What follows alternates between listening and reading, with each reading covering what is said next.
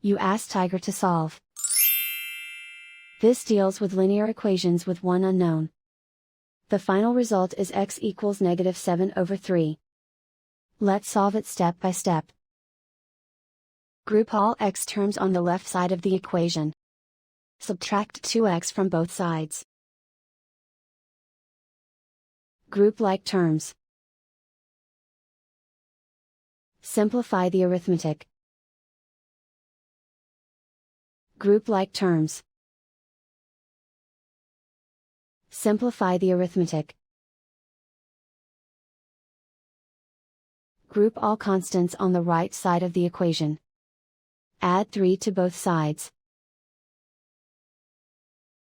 Simplify the arithmetic.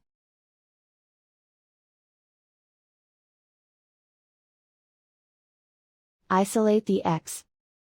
Divide both sides by 3. Simplify the fraction.